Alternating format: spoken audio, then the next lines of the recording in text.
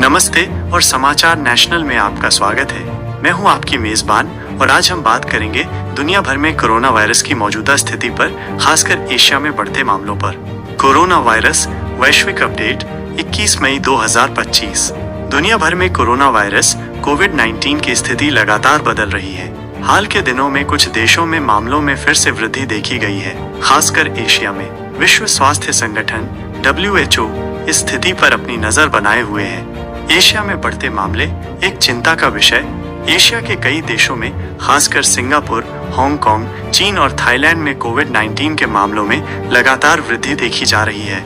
इन देशों में संक्रमितों की संख्या में तेजी से इजाफा हुआ है और अस्पतालों में भर्ती होने वालों की संख्या भी बढ़ी है। सिंगापुर के हालात। सिंगापुर में कोविड-19 के मामलों में उल्लेखनीय वृद्धि दर्ज की गई है। स्वास्थ्य मंत्रालय के अनुसार 27 अप्रैल से 3 मई 2025 के सप्ताह में कोविड-19 के मामलों की संख्या बढ़कर 14,200 हो गई, जबकि इससे पिछले सप्ताह ये संख्या 11,100 थी। इसका मतलब है कि एक ही हफ्ते में करीब 30% का उछाल आया है। सिंगापुर में अस्पताल में भर्ती होने वालों की संख्या में भी लगभग 30% का इजाफा हुआ है। सरकार ने हाई अलर्ट जारी किया है और लोगों से टीकाकरण का नया दौर शुरू करने और बूस्टर डोज लेने की अपील की है।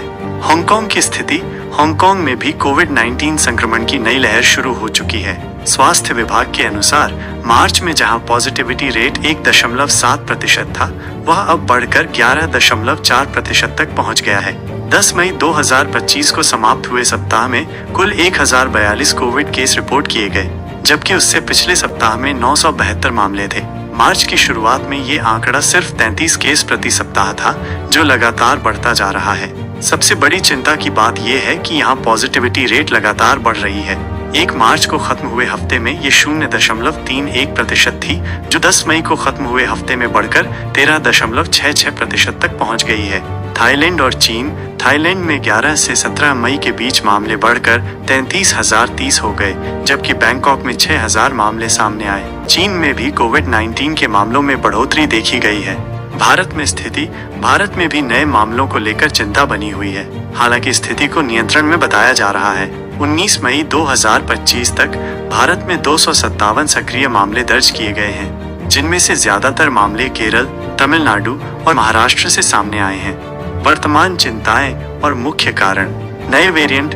JN.1 वेरिएंट, जो ओमिक्रॉन के BA.2.86 परिवार का एक वंशज है, अभी भी दुनिया भर में फैल रहा है। इसे अगस्त 2023 में पहली बार पहचाना गया था और WHO ने इसे दिसंबर 2023 में वेरिएंट ऑफ इंटरेस्ट घोषित किया था।